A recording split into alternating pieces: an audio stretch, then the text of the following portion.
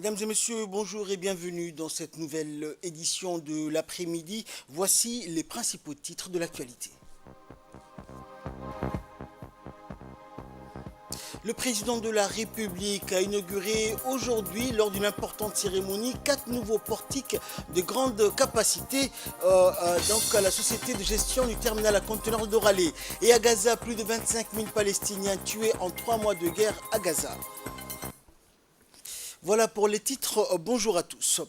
Le président de la République, Ismaël Marguerite, a officiellement inauguré aujourd'hui 4 nouveaux portiques de grande capacité ainsi que l'extension du parc de stockage au sein du terminal d'Oralé-Port, également connu sous l'acronyme SGTD ou Société de gestion du terminal à conteneurs de Doralé. Les dimensions totales de ces portiques atteignent les 135 mètres de hauteur, offrant ainsi une capacité opérationnelle de 70 mètres, dont 20 mètres dans la cale du navire et 54 mètres depuis le quai.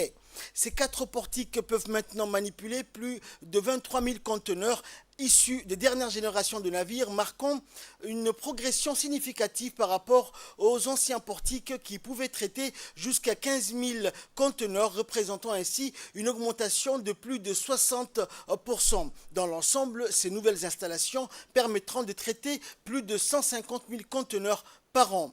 Cette modernisation vise à accroître la capacité annuelle du port, stimulant ainsi une croissance économique substantielle et favorisant une augmentation notable du transbordement régional et international. Les nouveaux portiques positionnent le terminal d'Oralé-Port en tant que plaque tournante maritime majeure, prête à répondre aux exigences croissantes du commerce mondial.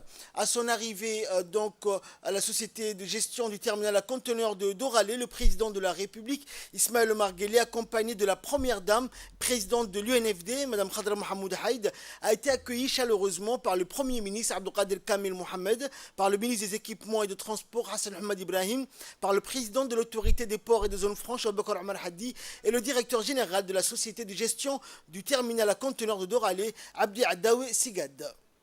Ensuite, le président de la République a procédé à la coupure du traditionnel ruban d'inauguration qui symbolise ici donc l'inauguration des 4 nouveaux portiques les plus performants au monde.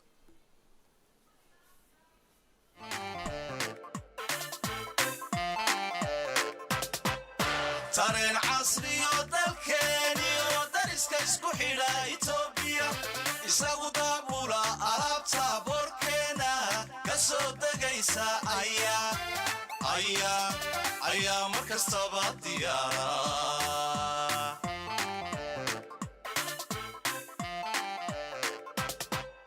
tareen casriyo dalkeeniyo dariska isku xidha Itoobiya isagu daabula alaabta boorkeena ka soo degaysa ayaa mar kastaba diyaara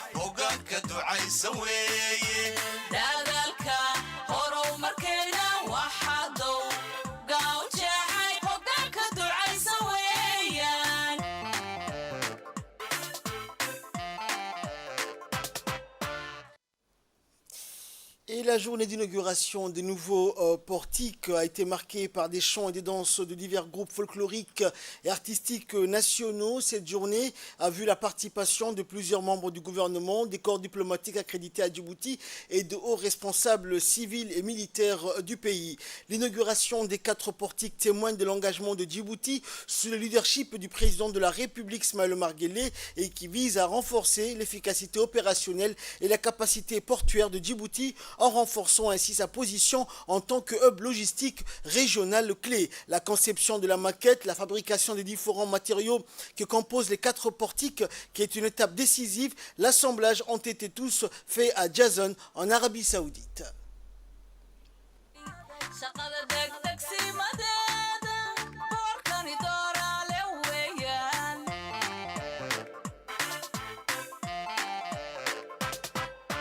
dadaalka horumarkeena waxaa dawga u jeexay hoggaanka ducaysa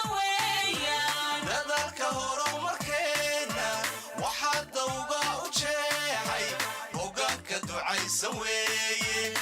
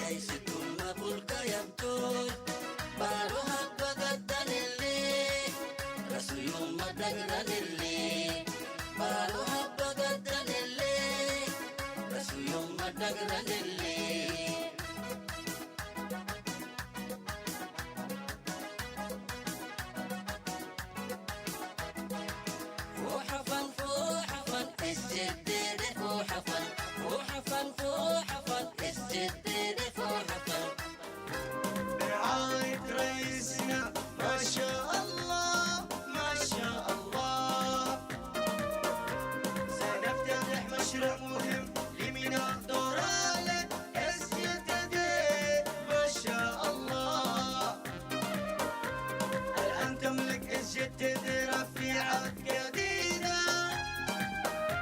مجهزة بأحدث التقنيات العصرية برعاية رئيسنا ما شاء الله ما شاء الله سنفتتح مشروع مهم لميناء دورالة SGTD ما شاء الله الآن تملك SGTD رفيعة جديدة مجهزة بأحدث التقنيات العصرية. Et suivons à présent dans les différentes interventions le discours du directeur général de la Société de gestion du terminal à conteneurs de Doralé. Les portiques que vous voyez sont des 4. Les 4, chacune d'entre elles, je vais décrire une, donc c'est 1500 tonnes d'acier. C'est 3200 mètres de câbles de toutes sortes, électroniques, informatiques et également des transmissions. La taille de ces portiques, c'est la taille totale de ces portiques, c'est 135 mètres de hauteur. Ces portiques a une capacité d'opération de 70 mètres de hauteur, dont 20 dans la cale du navire et 54 à partir du quai. Ces portiques est capable de manutentionner les derniers navires qui sont en circulation sur la mer. 23 000, c'est ce que nous permet de manutentionner ces portiques. Les anciens portiques permettaient de manutentionner des navires jusqu'à 15 000 conteneurs. Donc vous voyez que c'est une augmentation significative de l'ordre de 60%. Au niveau des objectifs et les intérêts attendus sont d'ordre économique, social et financier. L'achat de ces portiques a d'abord été basé sur un intérêt stratégique.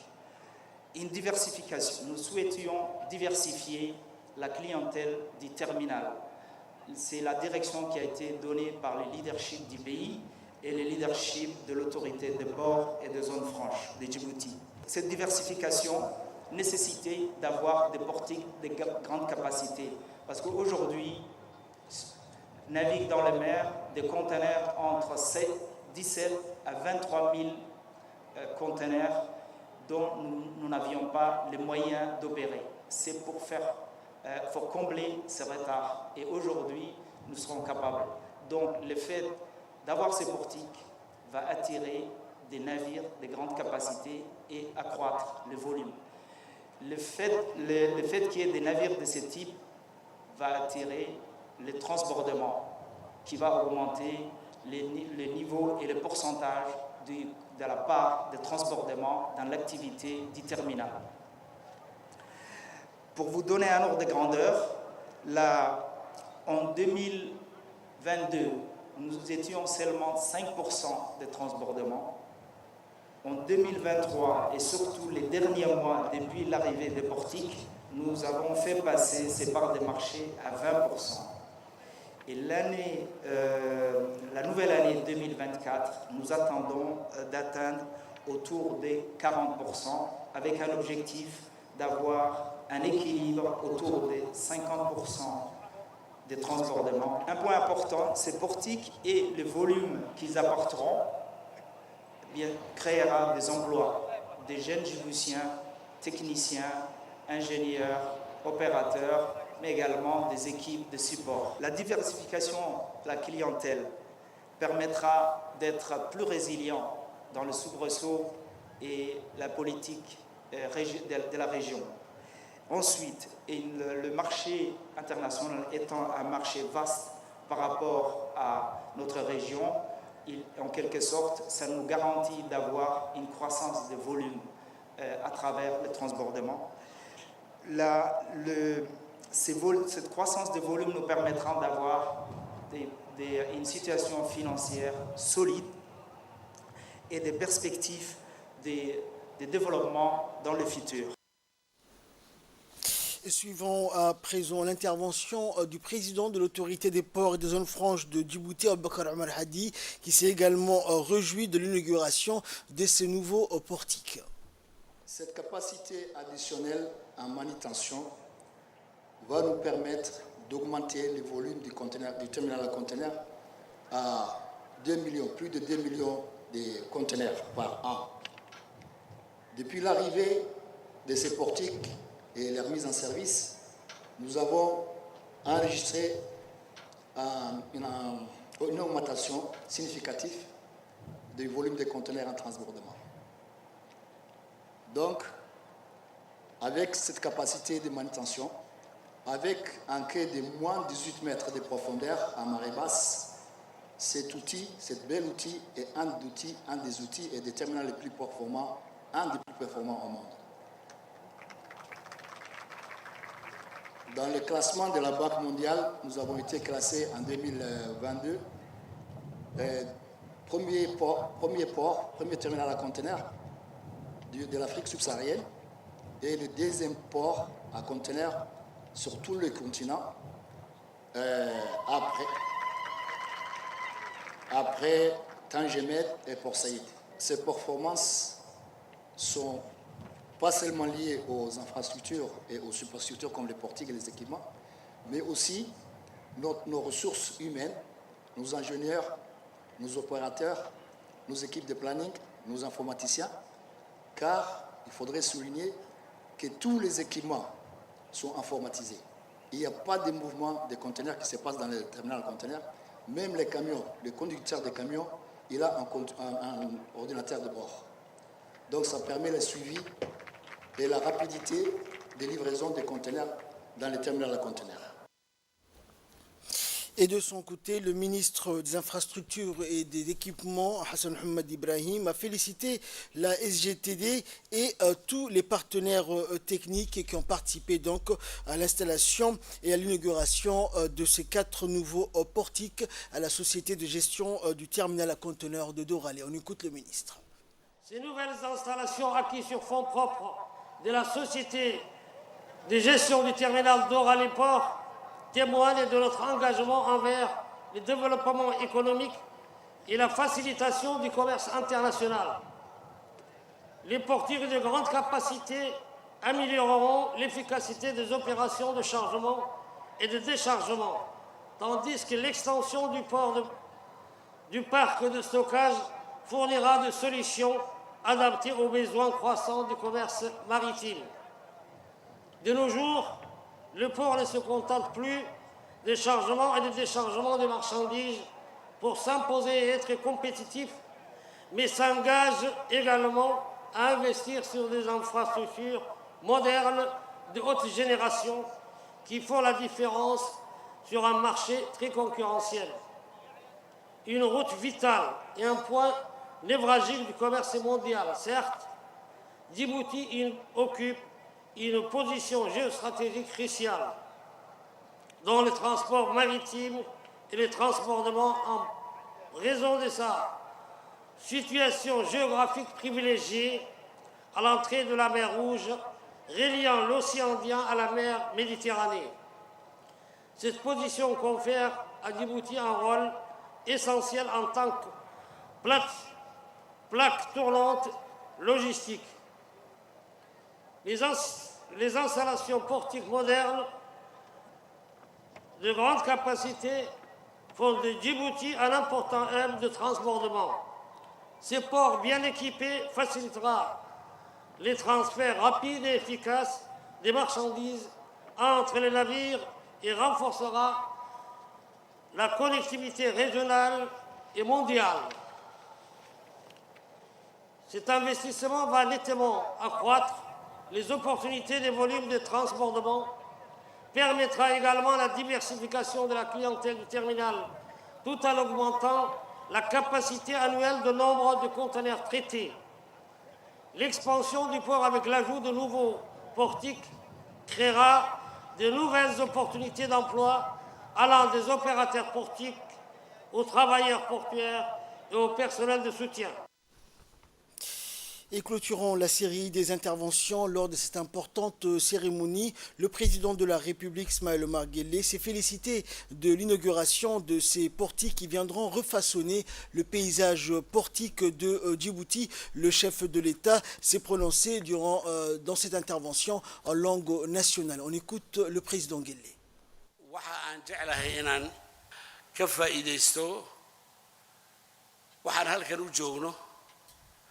waxa la naga filayo dadka halka tuban iyo inta aan noo muuqan imika ee maamulka meeshan aan joogno habeen iyo maalin ka shaqaynaya ayaan jeclahay inaan laba kelmadood idhaahdo aan hambaliyeeyo awalan aan u baariko laba aan u duceeyana saddex awal waxa aan damacsanahay inaan idhaahdo hambalyo hawl dheer ood soo gasheen oo dhismo ah oo maalgelin ah oo dadaal iyo dagaal isku jira in aan waddankeenna meesha uu leeyahay ee alla dhigay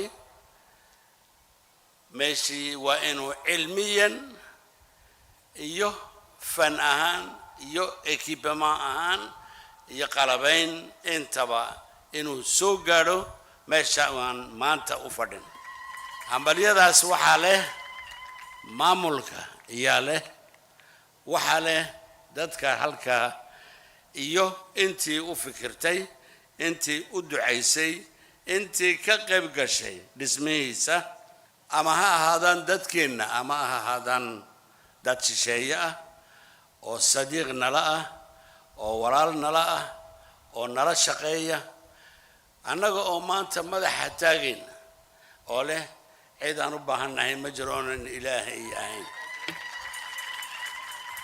waxay nagaga gudboonaadaa adduunkana meesheenna inaan qabsanno aan joogno aan ka ficiltanno aan u malayno dadka inay nala fahmaan inaan annagu meeshani waxay waajib naga saaran adduunka inaan qabanayno annagoonan dhanna u jeesan waxaan jeclahay inaan hambaliyeeyo mar kale maamulka dadaalka uu galay waxa uu halkaa maanta aan ka hadlayno ee odayada hore waxay odhan jireen burdab dhaafe baan kaa dhigay kolkay odhanayeen yacni dhibaato kastii ood ku dhex marta ama kugu dhacda kii ka kacay ayaan kaa dhignay bay alla barigoogu ahaan jiray. Poursuivant son intervention, le numéro 1 djiboutien a félicité encore une fois les responsables donc, de la société de gestion du terminal à conteneurs de Doralé et également revenu sur l'historique du port de Djibouti. iyo boorkeennu waa isku xidhan yihiin way isku xidhan yihiin kolka aan leenahay waa sida uu alla ugu talagalay wey xasuus waxaa ah dhismihii boorkii ugu horreeyay ee Djibouti 1926 wey maxaa ku xiga oo dhibaatooyin meesha yimiday 56 waa la banidayba Canal de Suez dagaal weyn baa dhacay dhibaatadii annagana wayna soo gaadhay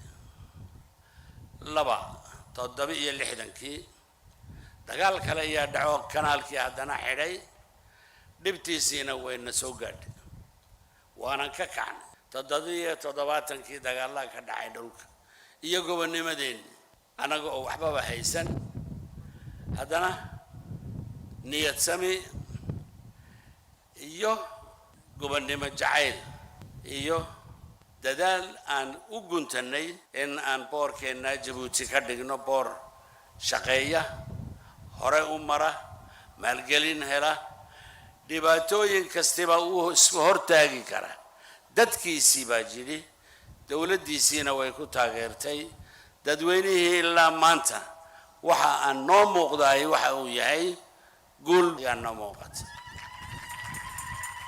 waan ku faanaynaa ilaahayna waan ugu shukriyeynaa wax ilaahay nala og yahay maahina wax kalena annagu inaan samayno ma jecli kuwa nala doonaya wanaagana walaal baan la nahay kuwa doonaya dhibteedana waan ka hortagnaa noocu doonay ha ahaado meeshuu doonay ha ka yimaado waxa aan mar saddexaad aan jeclahay inaan hambaliyeeyo maamulka iyo dadka la shaqaynaya dhammaantood waddankeennu ha noolaado hore ha u socdo ha guulaysto wassalaamu calaykum waraxmatullah. Et dans l'actualité également, notamment dans le dossier de cette édition, de retour dans notre plongée historique exclusive après avoir dressé le portrait fascinant de la Corne de l'Afrique pendant la décennie tumultueuse entre 1990 et 2000 dans les éditions d'hier. Dans les moments difficiles, dit-on, émergent les hommes d'exception dont tout pays a besoin pour tracer une voie nouvelle vers son avenir. Ces héros contemporains, façonnés par les épreuves, ont insufflé une nouvelle vision dans les terres arides de l'incertitude. Aujourd'hui, plongeons ensemble dans ce récit captivant où l'histoire rencontre la destinée. Dans les replis du temps, découvrant comment un parmi ces hommes hors du commun a forgé un héritage qui transcende les frontières nationales. En voici le second volet de cette saga captivante. Regardez, c'est toujours un document de la rédaction.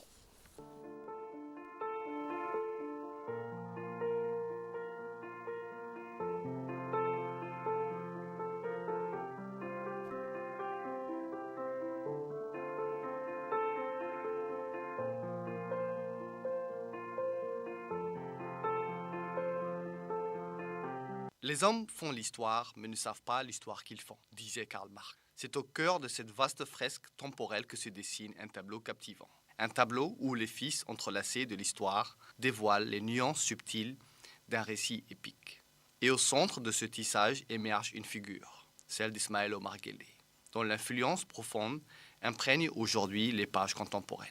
L'histoire politique de la République de Djibouti s'est écrite au gré des vents tumultueux et des acteurs audacieux qui l'ont façonnée. Et au cœur de cette trame complexe se dévoile celui-ci. Naviguant entre ambition et réalité, il laissera une empreinte indéniable sur le pays, marquant ainsi, et de manière incontestable, l'histoire. Dans une région stratégique qu'est la Corne de l'Afrique, la République de Djibouti se dressera au carrefour des destins. Mu d'un leadership exceptionnel, celui-ci incarnera l'espoir et la résilience face à des défis complexes et des enjeux géopolitiques de taille. Dans le désir et la conscience collective, afin de combler cette sorte de manque d'incarnation inhérent, il va cristalliser la figure de l'homme providentiel. Celui-ci sera la somme des espoirs. De ce fait, son destin individuel va s'identifier au destin collectif de la nation.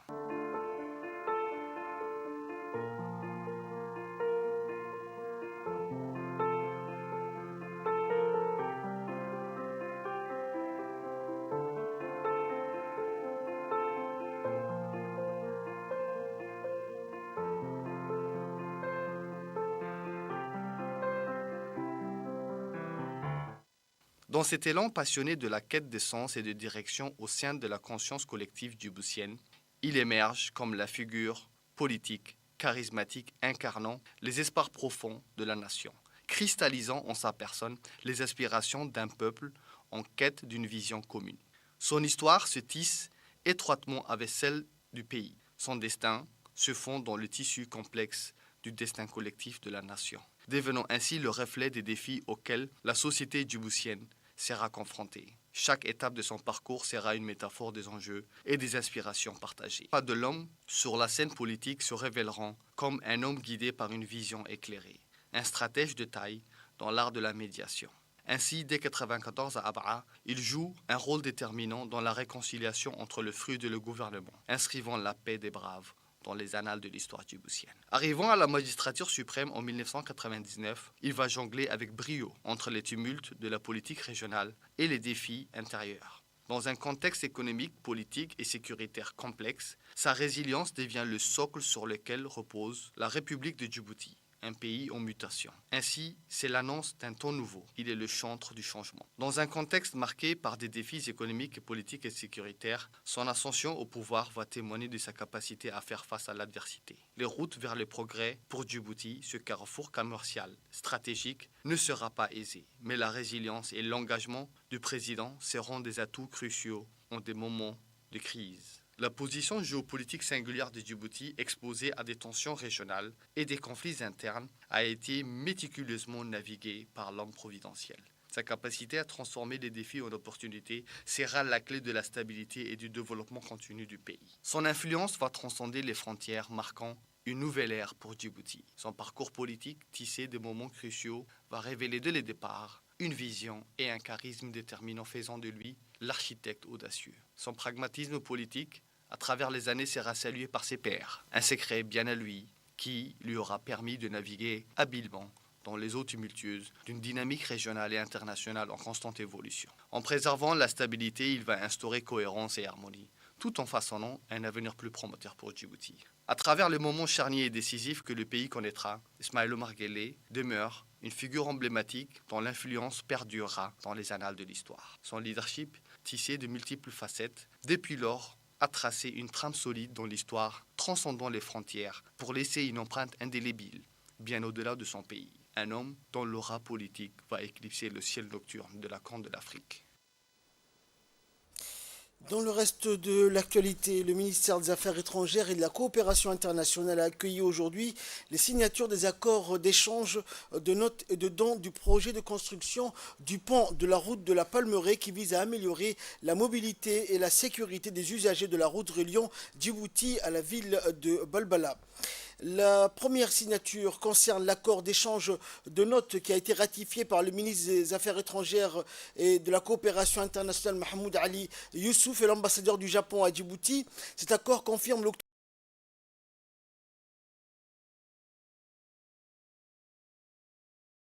japonais pour financer le projet.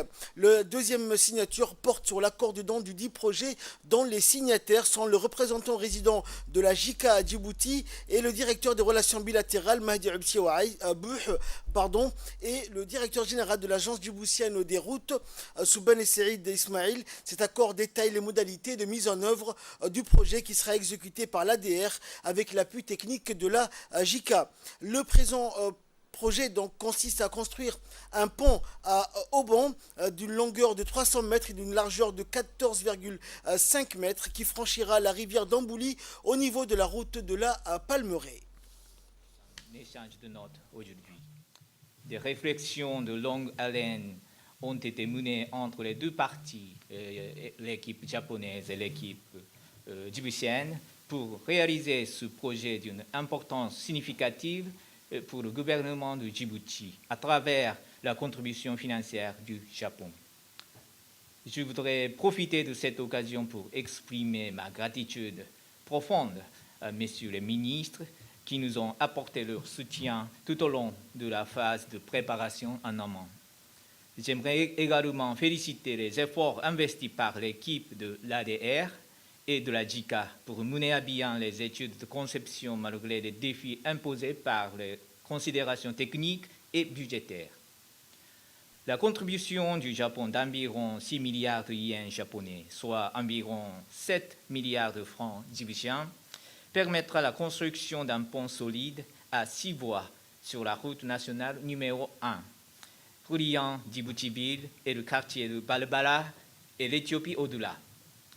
Grâce à cette infrastructure de pointe, la capacité de trafic automobile et passager augmentera d'environ 35%, tandis que le trafic de fret routier augmentera d'environ 40%. Une amélioration significative sera également réalisée en termes de la circulation pendant la saison des crues, en réduisant le temps de rupture. Et le ministre Hassan Mohamed Ibrahim, ministre des Infrastructures et de l'Équipement, a salué la coopération fructueuse entre Djibouti et le Japon et a exprimé sa volonté commune de poursuivre le renforcement du partenariat stratégique entre les deux pays amis. On écoute. La construction du pont de la Palmeraie constituera une étape importante pour le désengorgement du transport urbain. Comme vous le savez et comme nous le savons tous, ce tronçon reliant la commune de Balbala à la commune de Boulaos est devenu et devient impraticable. Durant les intempéries, bloque la circulation. C'est donc en collaboration avec nos partenaires de la JICA qu'un bureau d'études a été mandaté pour la réalisation des études techniques qui permettront la construction du pont, de ce pont. Ainsi, avec ce nouveau pont, dont la phase de lancement est prévue en août 2024, les automobilistes, les transports en commun, mais aussi les camionneurs verront leur temps de trajet amélioré. Donc enfin, j'aimerais quand même rappeler la mobilisation pleine et entière du gouvernement dans la mise en œuvre de ces projets de grande envergure. Il est l'heure à présent de retrouver l'appel à la prière d'Al-Asr. La suite de notre journal, c'est dans quelques instants. C'était donc l'appel à la prière d'Al-Asr. Nous retrouvons la suite de notre journal. Nous étions donc aux cérémonies des signatures, des accords d'échange et des notes de dons de projets de construction du pont de la route de la Palmeraie en collaboration avec le gouvernement du Japon. Plusieurs interventions ont été prononcées lors de cette cérémonie, dont notamment celle du ministre des Affaires étrangères et de la coopération internationale, Mahmoud Ali Youssouf, qui a exprimé sa gratitude au gouvernement et au peuple du Japon pour leur soutien constant au développement de Djibouti. On écoute le porte-parole du gouvernement. Le projet d'envergure a pour objectif de faciliter la circulation de la population djiboutienne pendant la période de fortes pluies. Et il s'agit d'un don non remboursable qui est mis en œuvre dans le cadre de la coopération économique avec le Japon, qui sera réalisé donc avec l'appui de l'Agence pour le développement des routes à Djibouti. Je tiens donc en premier lieu, au nom du gouvernement de Djibouti, à remercier donc le gouvernement du Japon pour cette aide qui, sans nul doute, permettra de garantir la circulation sur cet axe névralgique par tous les temps, en transformant un passage à gué traversant l'oued d'Ambouli en un pont répondant aux normes internationales. Il est important de rappeler que le Japon demeure, ces dernières années, un partenaire privilégié de la République de Djibouti à travers la réalisation de nombreux projets déterminants pour le secteur clé de l'éducation, notamment la construction de l'école Nassib, école fondamentale Nassib, dont l'inauguration est prévue pour le 31 janvier 2024. Le ministère de la Santé va également recevoir des équipements médicaux pour plusieurs hôpitaux tertiaires très prochainement. D'autres infrastructures ont été déjà finalisées, notamment les 20 km de la route nationale 1. Et nous avons également aujourd'hui réceptionné, il y a déjà quelques mois de cela, le deuxième ferryboat qui sera rendu opérationnel cette année 2024, puisque les quais qui vont accueillir ce ferryboat sont en construction, aussi bien à Djibouti qu'à Tadjoura, Kaobo. Le Japon a également octroyé pour la sécurité maritime, qui est une question très importante en ce moment, 2 patrouilleurs pour les gardes-côtes de Djibouti, avec des formations qui vont avec. Voilà donc une coopération fructueuse, une coopération utile. Toujours en nouvelle nationale, une forte délégation conduite par le ministre délégué à la décentralisation, Rassim Haroun Ali, s'est rendue hier successivement dans les localités rurales de Assamo et de Ali Adé dans la région d'Ali Sabié. Sachant que ce déplacement a permis donc d'inaugurer une série d'infrastructures à caractère commercial et hygiénique telles que des abattoirs et des boucheries érigées dans ces localités visitées, des constructions édifiées dans le cadre du programme d'appui à la décentralisation et aux initiatives locales, plus connues sous son acronyme ADIL, des projets de développement sociaux financés par l'Union européenne. Le programme ADIL accompagne le gouvernement djiboutien dans la lutte contre la pauvreté en favorisant le développement local, inclusif et durable dans les 5 régions du pays. Et aux premières heures de la matinée, les membres du convoi ministériel ont atteint la localité rurale agricole de Assamo. Sur place, ils ont été accueillis chaleureusement par les habitants, composés du chef du village, des chefs coutumiers, des agriculteurs, des jeunes et des femmes. Peu de temps après, le ministre de la décentralisation et la chef de la coopération de la représentation de l'Union européenne, entourés des responsables régionaux, ont inauguré un abattoir en dévoilant la plaque inaugurale couverte de couleurs nationales. Et avant de quitter ses destinations, le ministre Rassim Haroun et sa délégation ont mis à profit leur présence sur place en faisant immersion dans les locaux de la fabrique de confiture des femmes solidaires d'Assamo. Les visiteurs de marque ont pu admirer les produits finis des pots de confiture faits à base de fruits de goyave, de melon, d'orange et autres.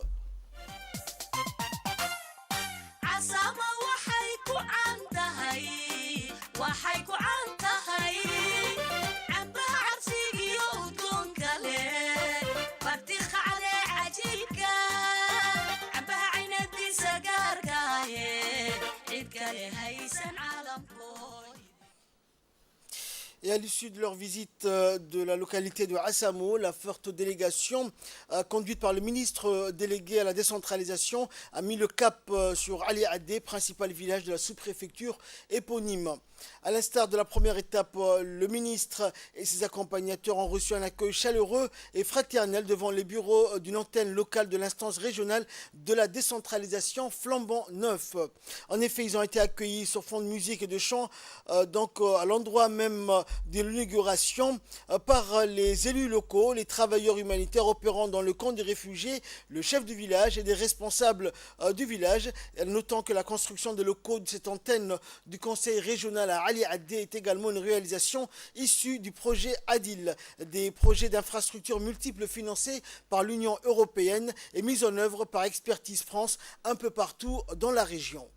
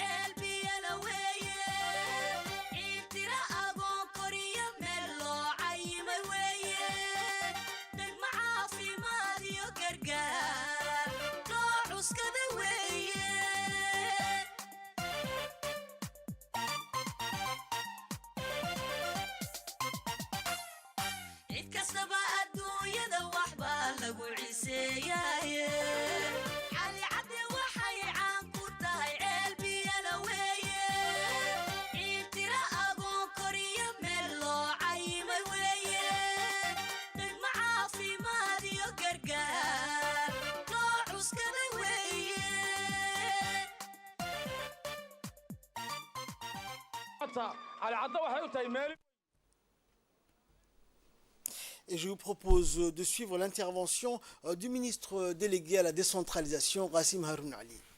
C'est toujours un plaisir pour moi de venir dans la région de Ali Sabir. Ce plaisir prend une dimension importante lorsqu'il s'agit d'inaugurer des projets de développement. C'est l'objectif de notre rencontre ici à Ali Addé pour inaugurer une antenne de conseil régional de Ali Sabir. La construction de l'antenne de conseil régional à Ali Addé répond à la politique nationale de la décentralisation telle qu'a été définie dans la vision du président de la République, son Excellence Ismaïl Omar Guelleh, qui stipule que les services administratifs doivent être rapprochés des citoyens. La présence d'un bureau de conseil régional dans la sous-préfecture de Ali Addé va apporter des changements appréciables aussi bien sur le plan de la gouvernance que sur le plan des services rendus à la population. L'état civil qui sera désormais rendu par le bureau du conseil régional de Ali Addé et non pas par la sous-préfecture comme par le passé. L'autre changement porte sur l'amélioration de la gouvernance décentralisée. En effet, les élus locaux ici de la sous-préfecture de Ali Addé vont dorénavant siéger dans ce nouveau bureau pour servir la population de la sous-préfecture de Ali Addé. Tous les documents administratifs dont vous aurez besoin, vous l'aurez sur place. Cette réalisation ainsi que d'autres projets d'investissement n'auraient pas été possibles sans la contribution financière de l'Union européenne, que je remercie au passage. Je n'essaierai de répéter que l'Union européenne est le partenaire privilégié de la décentralisation. On lui doit notamment le financement de plusieurs réalisations. Le secrétaire général du gouvernement a officiellement inauguré aujourd'hui les sessions de formation dédiées à la prise en main du portail électronique des marchés publics. Ces formations exclusives destinées aux autorités contractantes s'étendront avec dynamisme du 22 au 25 janvier prochain. Organisé de concert avec l'Agence nationale du système d'information de l'État, cet événement d'envergure nationale a été rehaussé avec la participation remarquée du haut du panier de l'administration. En effet, cela a reflété l'engagement audacieux de la Commission nationale des marchés publics dans la transition vers la dématérialisation, préparant ainsi le terrain pour une adoption graduelle de la solution e-procurement. Dans ce parcours de 3 jours d'apprentissage, l'objectif a été plus que limpide, doter les autorités contractantes des compétences nécessaires pour manœuvrer avec agilité cette plateforme avant-gardiste conçue avec une approche résolument moderne. Par ailleurs, cette formation ambitionne de les armer pour tirer le meilleur parti de cet outil modérateur. Désormais, chaque administration contractante se voit attribuer à l'identifiant exclusif un sésame simplifiant l'insertion des données relatives aux appels d'offres et aux dossiers d'appel d'offres, une mesure à la fois pratique et sécurisée, simplifiant le processus avec une efficacité marquée. Cadre de l'ANSSI et du secrétariat technique. Ces points méritent donc d'être soulignés et méritent d'être mis en avant. À travers ces formations, nous voulons permettre aux autorités contractantes qui sont présentes aujourd'hui ici et avec lesquelles nous travaillons toute l'année de s'imprégner pleinement des fonctionnalités de cette plateforme. Pour ce faire, donc, nous avons mis en place des mesures garantissant donc une fluidité du portail électronique. Et les autorités contractantes disposeront donc d'un identifiant dédié afin d'insérer les données relatives aux avis d'appel d'offres et aux dossiers d'appel d'offres, ainsi que le volet inhérent aux modifications des offres, tout en garantissant la sécurité et l'intégrité des informations. Ces formations qui seront dispensées donc ces prochains jours s'inscrivent également dans notre volonté d'adapter notre administration à l'évolution rapide du numérique.